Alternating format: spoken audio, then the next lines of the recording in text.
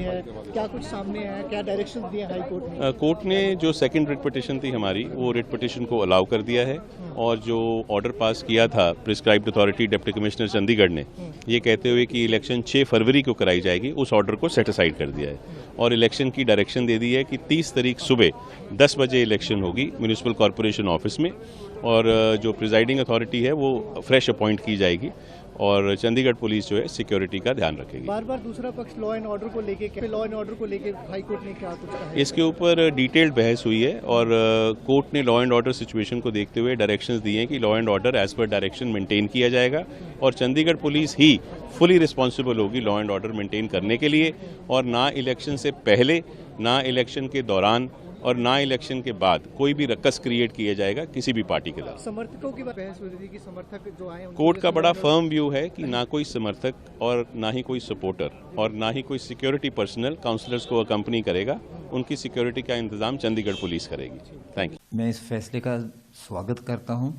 Bharatiya Janata party ने देखते हुए कि उनके सिर्फ 15 काउंसलर हैं और आप और कांग्रेस दोनों ने मिलके उनके 20 बनते हैं जिन्होंने ये चुनाव लड़ने का फैसला किया, उनके सामने 20 नंबर के सामने 15 का कोई बात बनती नहीं थी। उन्होंने बहुत प्रयास किए, लगातार निरंतर तौर पे इसी चीज़ पे लगे रहे कि किसी न किसी ढंग से हमारी तरफ से काउंसलर्स को तोड़ लेते किसी को, जो कि उनकी फितरत है।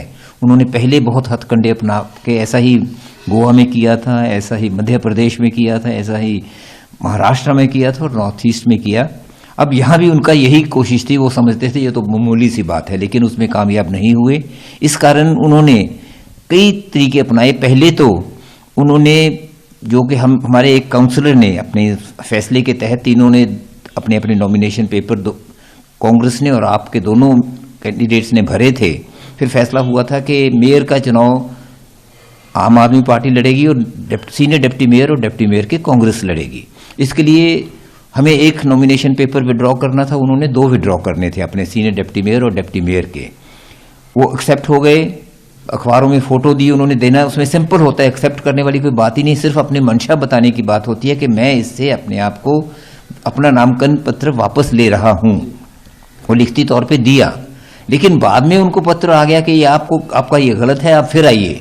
फिर जाने के लिए जब उन्होंने कोशिश की तो 2 घंटे वहां जो सेक्रेटरी थे जिन्होंने वापस लेना था उनको बीमार कर दिया। सरकार ने, भारतीय जनता पार्टी ने उनको बीमार कर दिया, वो दफ्तर पहुंचे ही नहीं।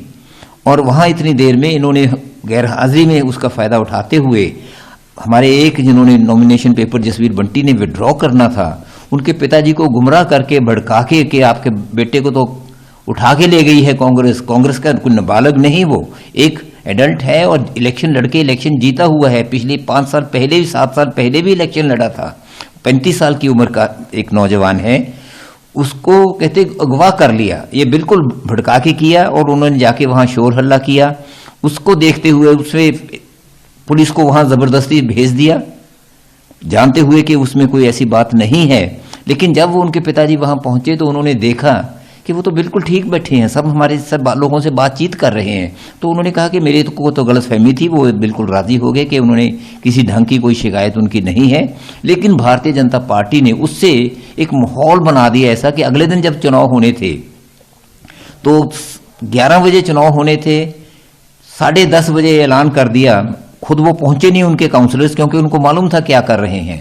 हमारे काउंसलर दोनों पार्टीज के जब वहां पहुंच चुके थे 20 के 20, तो वहां एकदम पता लगा पहुंच के कॉर्पोरेशन के दफ्तर के बाहर कि आज तो चुनाव ही नहीं होंगे। हम लोग जिन्होंने पास ले रखे थे उनको भी अंदर नहीं जाने दिया।